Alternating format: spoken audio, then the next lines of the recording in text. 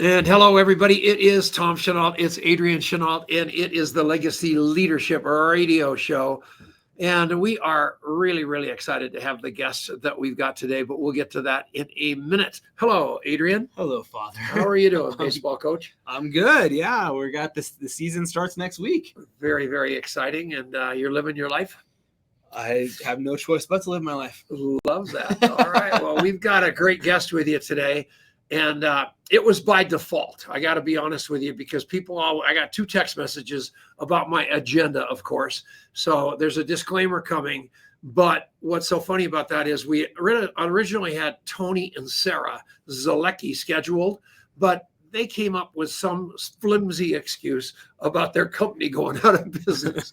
So they about swallowed their cigar. So then I had Eric Warray. And Eric was absolutely pumped up to do the show. He just came back from China, I'm sorry. And he is so sick. He's been sick for 5 days. So you guys say a prayer for him. And if you have his cell phone number or any way you can just tell him you're praying for him, that would be great. So we ended up by default with Steve Wallach. And that's a great guest to have. As I thought about it, he's probably a better guest to have than Tony and Sarah, because he's navigated through what that company went out of business all about. Or Eric, because he's on the side of the coin that we rarely get the kind of perspective that we're going to get today. So inside of that, I sent Steve Wallach a text. I said, what's off limits? What can I ask you? What can't I ask you? Which I never ask a guest, but there's a reason for asking Steve that, and I'll explain that in a second. And he said, you can talk about anything. And I will do that to the level that I think I might get terminated, because I have been working with Steve Wallach in his company. I'm distributor number 116, which goes back 29 years. So that's a long time, everybody. So that's what's going down. We've got him. He's been through it. I mean, you can't believe what he's been through. And I think this is going to be a magnificent show. What about you? I totally agree. And I think getting a point of view of what it's like out there running a network marketing company anytime, and especially this time in the world, is a really good thing.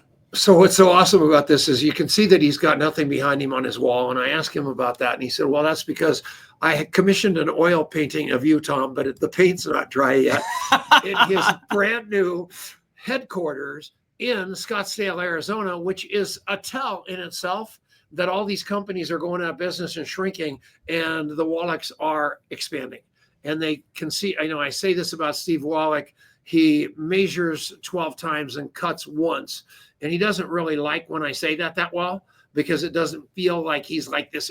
Really, he is that kind of guy. But man alive, this guy is a student of network marketing, and he's a student of business, and he is not going to mess up the goose that laid the golden egg, which is the network marketing profession.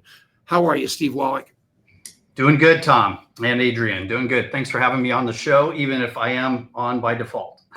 Yeah, I won't tell you the 9 guys that said no between here and there. Oh, so, good golly, Neds, I finally got down to the W. You must need help. Oh my goodness. So, but we got you, and that's the good thing. And it's been an interesting 29 years, hasn't it? Oh yeah, definitely. And it's one of the things I love about business, and it's one of the things I love about network marketing even more is you never know what you're walking into on any given day. So, it's like New Zealand weather. If you don't like the weather, give it 15 minutes. The next season's coming. That is absolutely true. And I wonder, you've been at this a long time, right? In the last 5 years, you've obviously, we've had COVID, we've had all these different, a lot of shocks to the system, it would seem to me. And I'm curious, do you feel like the last 3, 4, 5, 6 years, whatever you call it, that this has been on a different level from what you have experienced in other parts of your career? Or is this just the ebbs and flows and it's really not that different? I think it's dramatically different, but I think the more things change, the more they stay the same, right? So, there you go. It's your father, Tom. The first time I probably heard the term black swan was from Tom. I didn't know, I should have known, but I didn't know exactly what that meant. and now I know it really, really well. Yeah, you do. Those black swans. There's a book out there, everybody, called that. It's a business book. It's got nothing to do with network marketing, but man, does it nail it. And a black swan always shows up and disrupts everything. And whether it be COVID, whether it be supply chain, whether it be private equity groups, all of that, it's just scary, dangerous stuff. Right, Steve? Absolutely. David Stewart. So, Sure. One of the things I heard him say in the front of a room one time was, when you think you've made it or something to that effect, God has a way of dotting your I. And so, I definitely took that to heart when he said it to me he said it in front of the room, but I felt like he was saying it to me 20 years ago or 15 years ago, whatever it was. And, I've kind of always remembered him saying that in that statement for that reason, because you just never really know what's around that next corner. None of us saw COVID coming until we saw it coming. And then, we're headquartered in Southern California. And so, California, the state, was the first state to completely close down. And so, I was on the phone all night with our attorneys saying, well, we have to be open. We kind of were hedging our bets going into, the rumors of lockdowns and closing, and we were shipping from multiple states already, but we were shuffling inventory to be sure, our contingency plans for like earthquake, because, California, sort of came into play around COVID. How do we stay in business? How do we keep shipping products? How do we, with the cloud and computer systems not being so physically, landlocked, that was sort of solved. But I you guys experienced this as well as we did. We were able to use technology to capitalize on COVID and take advantage of that. It's a huge thing. And I remember well, especially with you guys being in California, just how much went into having to get, the permits and whatever you had to do to keep to keep your warehouse open and fight your way through, some really crazy stuff just to keep product going out the door and to keep people safe and all that kind of stuff. And, those are the moments that make or break you as a company and as a leader, right? Absolutely. All of that came into play, like you said, keeping people safe, but also keeping the products moving. Yeah. You had to stay in business, but you had to keep people safe too. Yeah. Yeah. And prior to COVID, you were going great guns. I mean, you guys were expanding and everything was just absolutely hunky and dory. And one thing that I loved about you in those days was you were never, ever, ever reading your own press clippings. And as a result of that, you knew that while times were good, not to get carried away with expansion or growth, because you've got to be able to grow when business is showing up, but you also have to be able to shrink when business is really, really challenging. And I think what you guys did well was handle that, don't you? Yeah, one of my favorite nemesis is Richard Branson. And so, he talks all about remaining small and nimble. And so, I agree with that philosophy. Did you call him your nemesis? My favorite nemesis. I hate Richard Branson, but that's another story. Oh, well, I kind of want to hear that story. You should probably, I can tell it for you so you don't get sued. So the guy thinks he owns the word virgin. So Steve owned a product. Oh, that I never even. Steve had a product called Virgin Earth Minerals, and that's wonderful, in a network marketing company. And he wakes up one morning to phone calls from all over the world, and Branson sued every distributor with Virgin in their websites. He just blanket sued him and didn't let anybody up for air until you guys basically settled with him. And he wasn't kind about it. It was never, ever like fun. It was just absolutely bullying. And as a result of that, you got an opinion about him like that for a long time. Oh yeah, absolutely. So he's the biggest hypocrite for sure, in my opinion. And he likes to champion the small guy, and like he is a small guy, but he isn't. And so, in his book, Losing My Virginity is the title of it. And, he talks about BA's dirty tricks, British Airways trying to put him out of business. Well, he and his attorneys definitely used a lot of those dirty tricks on us. But he was coming into the U.S. with Virgin Mobile. And so he didn't sue distributors. of longevity, and we were American Longevity by name at the time, but we had the trademark, the registered trademark of Virgin Earth. And so around a mineral product, and we now call it Majestic Earth. So we pivoted, and we definitely, didn't give up easily. And so he wielded his power against us to great degree. Yeah, that's tough stuff. But that aside, private equity. I mean, these people keep absolutely, and I sent you that thing by, I can't remember his name, Jamie Dimon, where they needed billions of dollars overnight, or the head of Chase Bank. Yeah, all kinds of people were going to. And you have to make, when you're against the wall like that, you have to make terrible deals. Is that correct or incorrect? Well, you always have a choice. And so, but you and I have talked about death spiral financing, right? And PE, private equity, is the next worst thing. Yeah, death spirals he's talking about, which are those terrible loans that you get that you really basically have no way out of. Yeah, it's horrible. For a business, it's terrible. And so, yeah, and private equity is a lot that way, and that's the way they're built. And when you do business with them, you know that you are dealing with somebody that could rip your face off, but you've got so much positivity as network marketing companies that we never think that that's going to happen. And we think that the private equity companies are the big bad wolf, but they basically wrote the check in good faith. They had to perform in good faith, and everything went to heck in a handbasket. And the key is not to be in a position to have to be looking those guys up, right, Steve? Absolutely. Yeah, I'd much rather be smaller and debt-free than bigger and beholden. Yeah, that's well said. And I've thrown you into a couple of public jackpots that really didn't end up that well. And, inside of that, board of directors that weren't network marketers, and lots of stuff that I instantly regretted once I saw the true colors of those individuals. And what's been great about you is that you fought through it and you maintained your stand, that you do indeed work for the distributors. They are the lifeblood of your business, and come heck or high water, they come first, even to the detriment of those public company shareholders in those days, right? Yeah, and it's not just me, Tom. I gave our entire management staff, upper management staff, the book by Howard Schultz called, the title is Onward. If you haven't read it, you probably have. But anybody listening, if you haven't read that book, you should. Definitely from a public company standpoint, it has definitely helped me. Your shareholders are absolutely critical and important, and they have a right and rights and all of that. But, what comes first is your customer and your internal team. Without them, you have no company. Yeah, that's exactly right. And figuring out how to stick to that knitting has been really important. Yeah, for sure.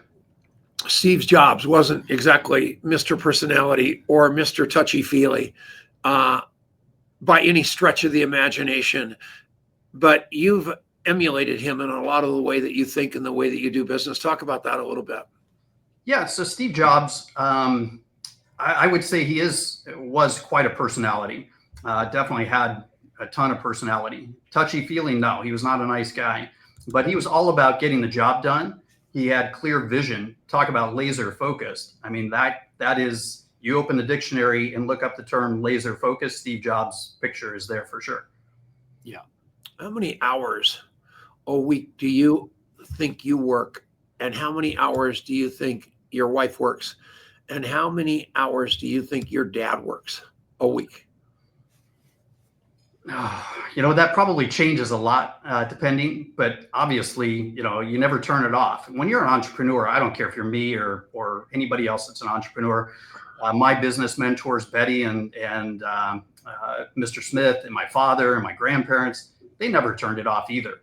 And so, with Michelle and I, when we go home, we're talking about business. We're talking about ideas. We're kicking around those ideas. It's just like being at the office. But Michelle and I have always been that way. We met at work. So it hasn't changed. Yeah. And how do you feel about 2 million people having a very definite opinion about the way you do your business? 2 million people? Isn't that how many people are in your database? Yeah. I was going to say it's probably more than 2 million people have an opinion on how yeah, any of us are doing business.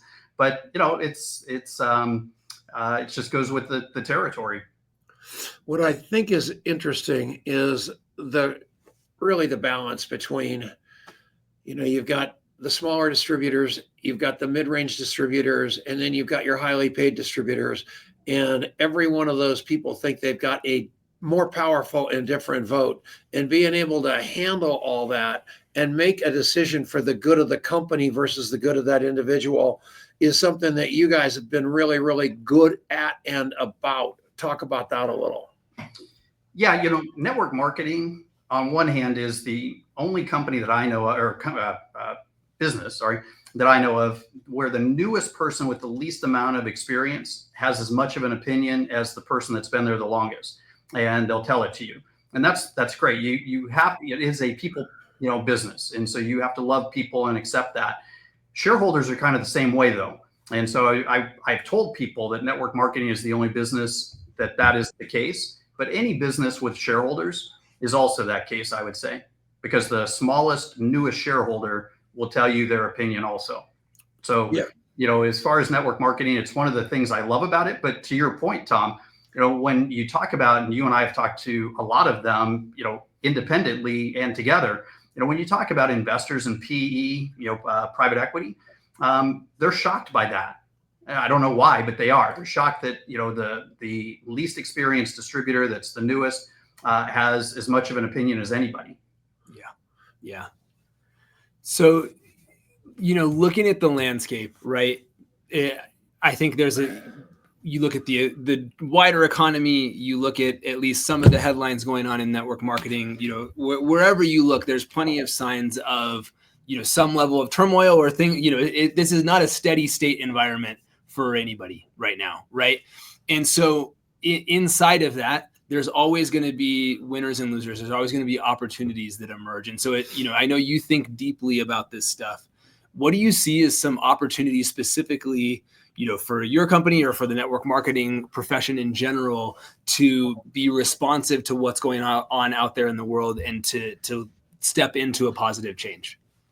Technology always, because it's changing so rapidly that's absolutely where opportunities lie, for sure.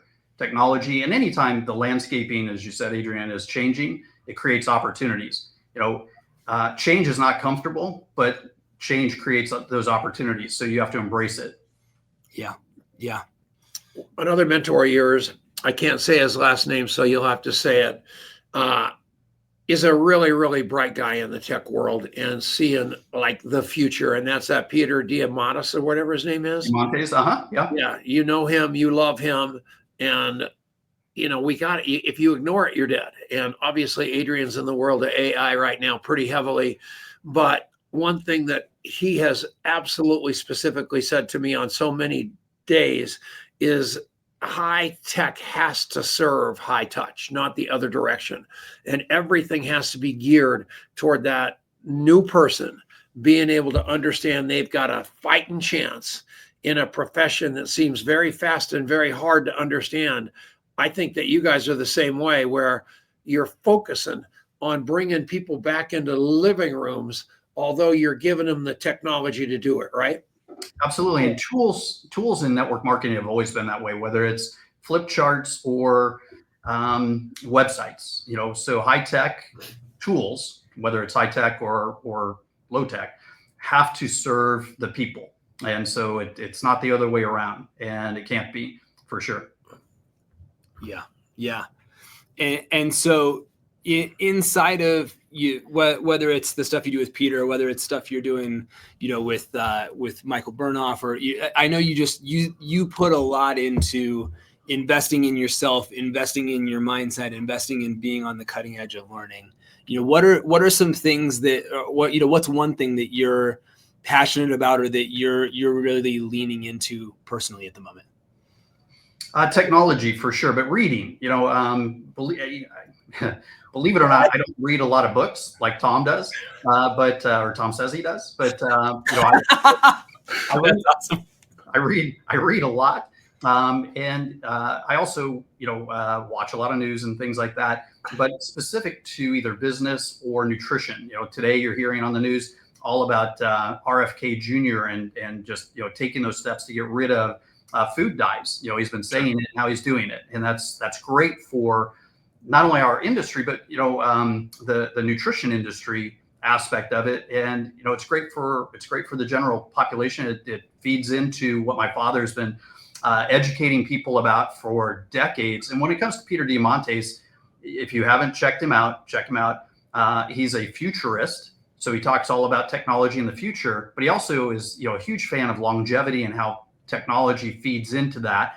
And then he's an engineer by trade. He's an aeronautical space engineer. He founded the X Prize in St. Louis, Missouri, which is where I'm from. So he's definitely a very interesting person to read and follow. That's awesome. Yeah, I love him. And Elon Musk. Yeah, he's got a lot of controversy. Talk about black swan events. But you have to appreciate what he's been doing. He's a buddy of Peter Diamandis. He is our current time's Steve Jobs. He is Steve Jobs of our current time. Yeah. So, and network marketing, all these companies, I mean, you've got so much going on. Startups are startups are startups. And no matter what components you've got, it's a pretty good sized long shot that you make it through that 5-year mark. I mean, you take a look at the numbers, and there's a couple of new ones out there right now. One of them, the Modere people, I think that they've got the people in place to pull it off against all odds, because they went for great experience with a little bit of money behind them. But it is hard to start one of these companies. $20 million probably doesn't even start it, right? Yeah, it really depends on what you bring to the table. 20 million is a lot of money, but it might not be enough. So it depends. I definitely wish them, luck. What happened to them is not only a travesty; it shouldn't have happened. My heart goes out to them. I've lived similar experiences myself. I'd be happy to help them for nothing. And so, if I can be of any help to anybody listening, feel free to reach out. Well, I think your buddy Brian McMullen's heavily involved with them, so I think that's probably the guy you talk to. But he's one of the right guys for sure. Yeah, and the name of the game is avoid the landmines, and you got to move fast, but you also have to move slow. And you're in it. You're going to win it, and you have to believe that. And the neat thing, and I've been thinking about this a lot all day long. Everybody's like, it's the end of the world. I lost, we woke up and we were out of business. And that is so odd for a network marketing person to have to say. Rodan and Fields, Beachbody, Saint, Epicure, now Modere. But it happens every day in corporate America. These people walk in, and all of a sudden a corporate decision was made, and they wipe out an entire level of people making $100,000 a year and more, and just say, pack up, you're done. We had to lay you off. And they say, oh, that's tough stuff. It goes with the territory. It's the fifth time I've been laid off in 10 years, and I got fired once. But with us, it never happens. And the other thing that never happens with those people that are out there in that world is they don't have 25 companies with open arms welcoming them to the new company. Everything is, I've got to try to figure out how to get a new job and figure out how to navigate the application process. I've got to figure that all out. I got on LinkedIn, which is a burial ground. And instead of network marketing, man alive, the door is wide open, and all you got to do is walk in and prove yourself. Right, Steve? Yeah, one of the things I love about entrepreneurialism or entrepreneurship is, I'll sum it up with one of those memes, which is success is earned and the rent is paid is due every day, whatever that saying is. And so, to your point, the 40 hour a year or 40 hour a week plan is probably the biggest scam there is. And so, I love entrepreneurship. I love businesses. I love building businesses. And I love network marketing because of that. It is a prime example of the free enterprise system. But you have to work. It is net work. And so, showing up and just hoping doesn't get it done. Doug Firebaugh, a friend of yours and mine, talks about, if you treat your business like a hobby, it'll pay you like a hobby. If you treat your business like a business, it'll pay you like a business. But it is work. It is hard work. And it doesn't matter. It's not just hard work in network marketing. It is hard work in business, inside of network marketing and outside of network marketing. There are challenges every single day. My business mentors primarily were outside of network marketing, and they dealt with challenges every day. And I lived through that with them. They lived it. I lived through it with them. I believe wholeheartedly that he or she who alienates the fewest people wins. Okay? So just hear this out of my mouth right now. And right now, I am hearing so many people talk about this political belief, this religious belief, this whatever belief that literally alienates half the crowd immediately. Who made, I was a broke, dead drunk, alcoholic, laying in the gutter guy in 1988, probably for 10 years. And 10 years into it, I finally started having a little bit of success. And now 100 years into it, people think I have some sort of idea what I'm talking about, and they are wrong. I'm still an idiot. I can't advise you on the stock market, your spirituality, your faith, your politics, or anything else. I'm just that same dumb shit that was around in 1988. So stop it. And those of you that are the big leaders that have the big paycheck that you may or may not have earned, who made you that you're able to pontificate about all that stuff? Stay in the lane of what you're good at and just be a completely pure network marketer and keep your stand in your private groups, and it's probably going to work out better. What do you think about that? Absolutely true. When Elon Musk did what he did in terms of politics, I'm like, that is the worst thing for a CEO to do. That there is to choose a political party, talk religion, talk morality, whatever it is. As a CEO, that is the wrong path, in my opinion, because you are trying to help people regardless. And so all are welcome, especially in network marketing. Everybody's welcome.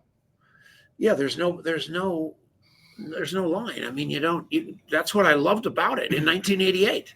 The only reason I'm in this business is I got a piece of paper out of a newspaper. It said, no credit check, no background check, no income cap, and can start today.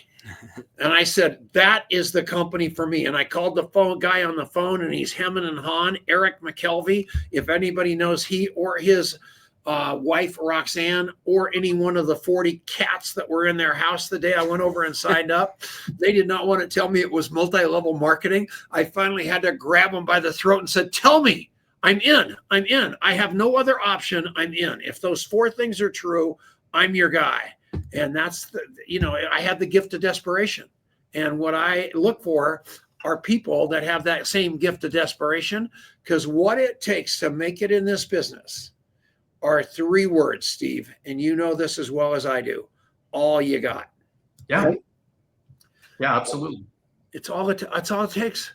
You got to have the blinders on. You got to learn how to love you. I want to talk about, you brought up Michael Burnoff a minute ago, and that was strong. Burnoff, you guys love. Absolutely.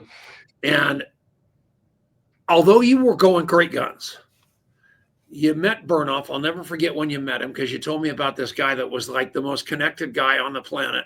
And you said, the day you told me about him, you said, Tom, he's just like you, except he's really tall, he's really good looking, and he has a lot of money. I go, I'm not tall. I mean, it was hilarious. I thought I had a lot of money. So anyway, so you guys have really, really embraced his work. And it took you from best to great. I mean, it really, really helped you look inward and understand people to the point that you're actually using his facility for a lot of your events, because it's a mini Eric Worre studio, but it's also got the premise of personal development tied in the middle of it, which is even better, right? Talk about that. Absolutely. No, I love personal development, because when you invest in yourself, what is that? I think it's Jim Rohn's saying it's, this is the biggest piece of hypocrisy you've ever heard in your life, and I'm going to bust him on it right after this. Education will make you a living, but investing in yourself will make you a fortune. Whatever that saying is. But when it comes to Michael Burnoff, yeah, absolutely. It's I would say if you can spend some time with Michael Burnoff, and he hates this, I think it's like spending time with Tony Robbins, only better, because he actually will care about the individual at the individual level. Michael Burnoff does. Tony Robbins is too big. But so Michael will spend time helping individuals and does.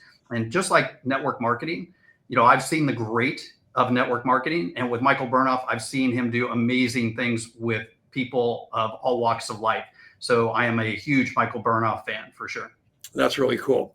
So, many years ago, like I don't even know how, it was centuries ago, I am in the Landmark Forum, and I am like a maniac for the forum, and I loved it with all, look at him laughing, love it with all my heart. I'm trying to get everybody to do it. He's like flipping me off. So I said, okay, good. So I got a bunch of people to do it. And one of them was a guy named Herb La Madrid. And right after he did the forum, he quit his job at Longevity. And Steve just looked at me and go, great, Tom. Great. That'll teach us. But that was a funny moment. And then these guys ended up embracing personal development at a deeper level than even I did. And I think it's worked out wonders for you, for your staff, for the people around you and the people in your life. And I acknowledge you for really plugging in at that deep level, because I think it makes all the difference in the world. Yeah, absolutely. And I don't hold it against you that Herb quit after going to the Landmark Forum. Look, this is one of the secrets, and hopefully employees of Longevity aren't watching.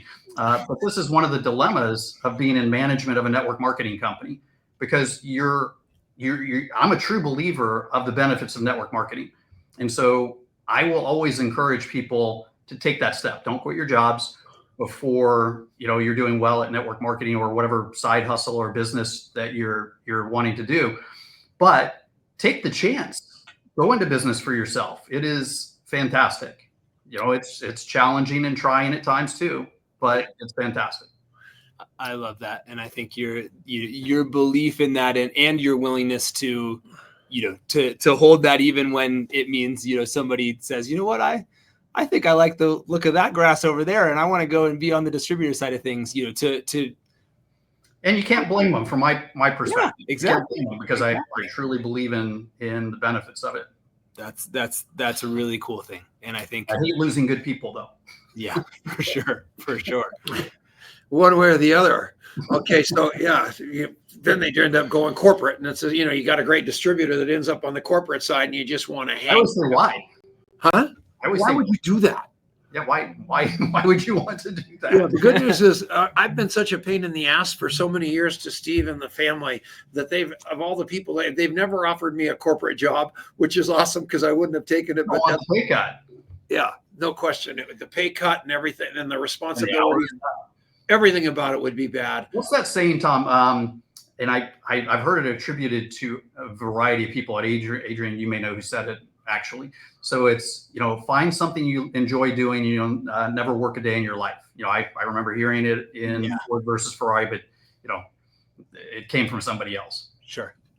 Yeah, I think that's exactly right. And one of your quotes from my dad that's my all-time favorite. He goes, "You don't want to have personnel problems.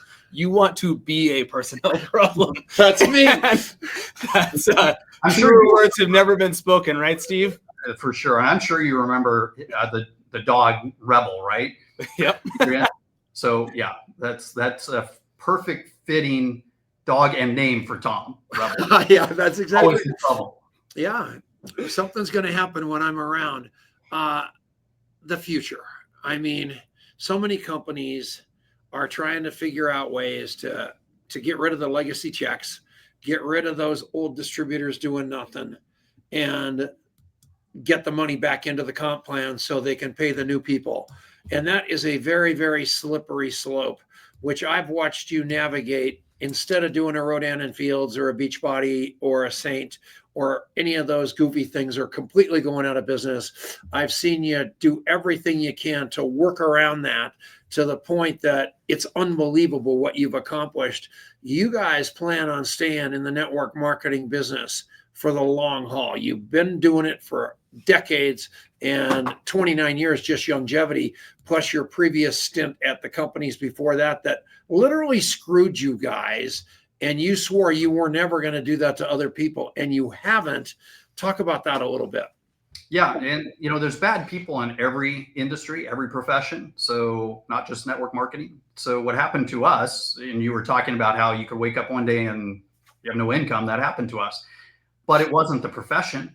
It was bad people making poor decisions. But the list of names, company names you just rattled off, I think every one of those was backed by PE. Private. So private equity will make dollars and cents decisions without any heart involved in it whatsoever. And so they miss the point. And so, when it comes to network marketing, we started this company because of what happened to us with that very immovable, whatever you want to call it, gosh, what's the word I'm looking for?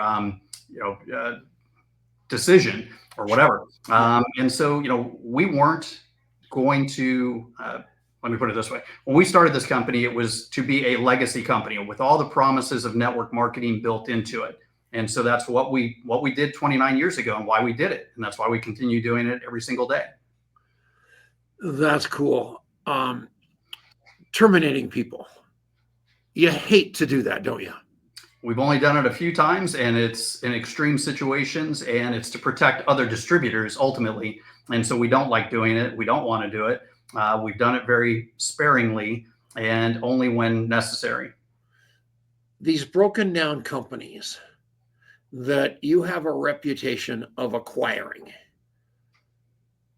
you do that for a couple of reasons. Number one, there's always something there. But number two, to give those people that didn't deserve to go through that a better home at the end of the day. I love the fact that you guys will listen to any company that's got problems to come aboard underneath your umbrella and maybe have a fighting chance for the people, because I have seen it. I mean, I actually thought a lot about this show before we got on. And remember, I kind of brokered that deal with Zowie and that Trey White down in Texas, which both guys were billionaires. And both guys thought that they were the smartest guys in the room. So the Zowie guy spent all his money and just got his face beat in. And then Trey White did that evolve and he got his face beat in. And I helped them put that thing together. And I'll never forget, I called them on the phone and both of them cussed me out for the other guy. But what you do is you go in and you help those people involved with that find a great home. So at the end of the day, even though the company owners and the people that had no business being in that space in the first place maybe messed it up, those people that were in those companies had a soft landing. And I love you for that. Would you agree with that? Yeah, and thank you for that. One of the things, and that means a lot to me, Tom, one of the conversations that I've had around network marketing that means the most to me over the years, 40, 30 plus years of being involved in this profession, was John Fleming sat down at a dinner with me and talked about what longevity has done, which has changed the landscape of the network marketing profession by giving those people a soft landing. There's no more companies that just go out of business overnight, with rare exception, like we've just seen with Modere. That was unusual based on now. And longevity isn't the only company that now does this. Other companies now also vie for a place for people to have that soft landing, which is fantastic.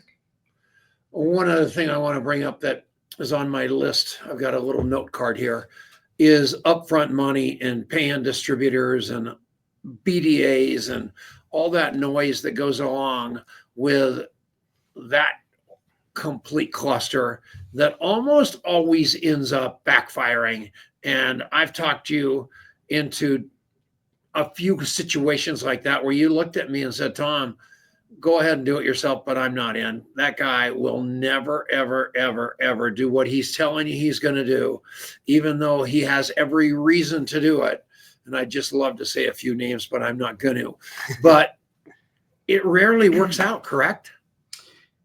It rarely works out. And in the profession of network marketing, across the board, we've seen this at the executive, company owner, corporate levels. We've all had these conversations.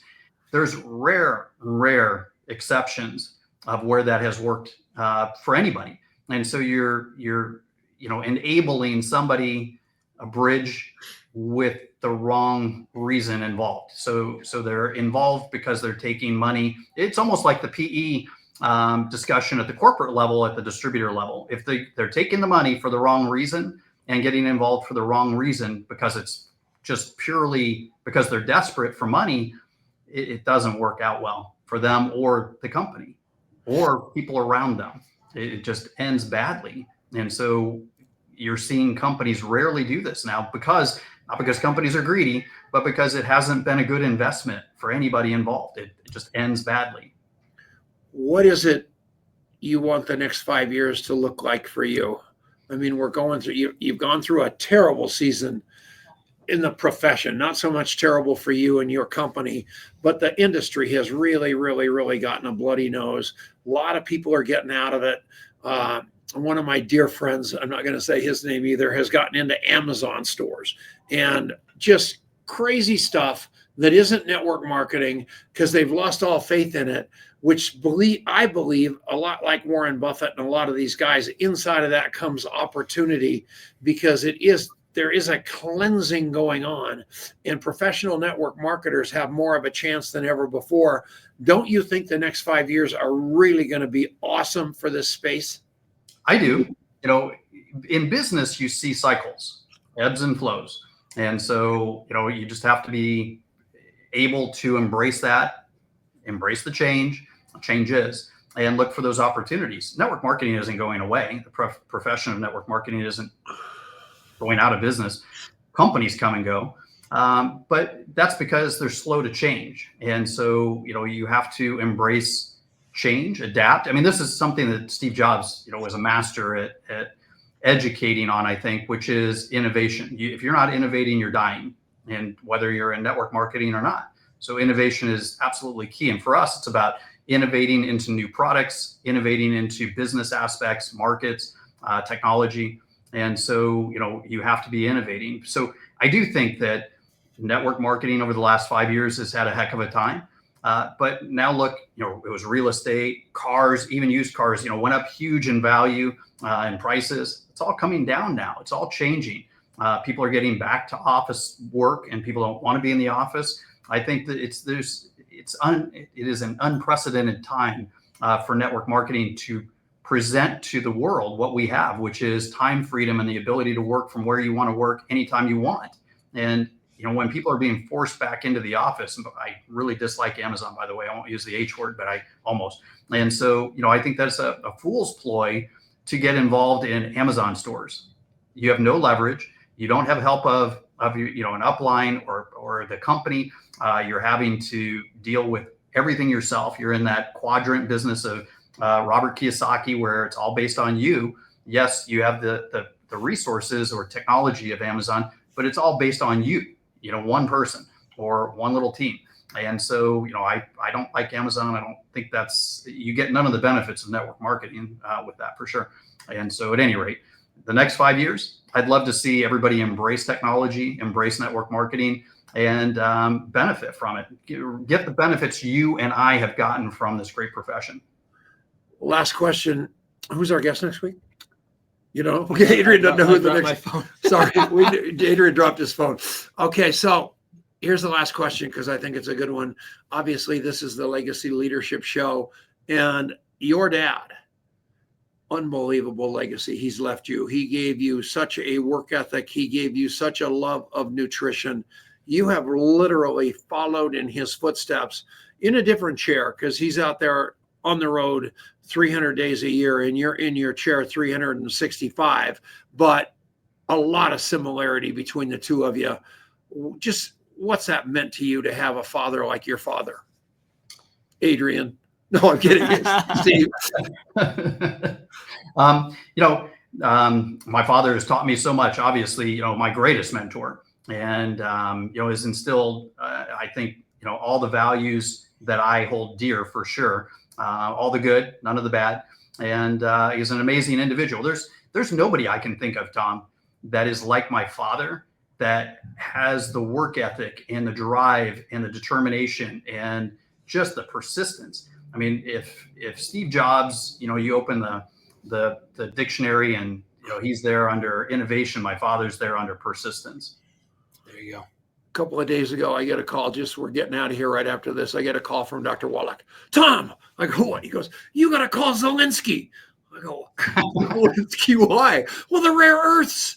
I wrote the book, Rare Earths Forbidden Cures. You got to call Zelensky. I go, okay, Doc, I'll try. So yeah, but he's talking. That's persistence, right? I mean, he is the man. Well, he never ends. He never stops. Never stops. Hopefully never ever stops. But he does not stop. That guy, around the clock. I get those calls at midnight, 1 o'clock in the morning, 2 o'clock in the morning, the voicemails. Hey, what about this? Yeah, same deal. I love that. Well, thank you for coming on. It was absolutely awesome having you here. Thanks for your perspective. And you have an unbelievable day. Go hug those 3 boys and your family. And we love you, Steve. Thank you. Thank you for having me on. Thank you, guys. Thanks, Steve. Bye-bye. Bye, everybody.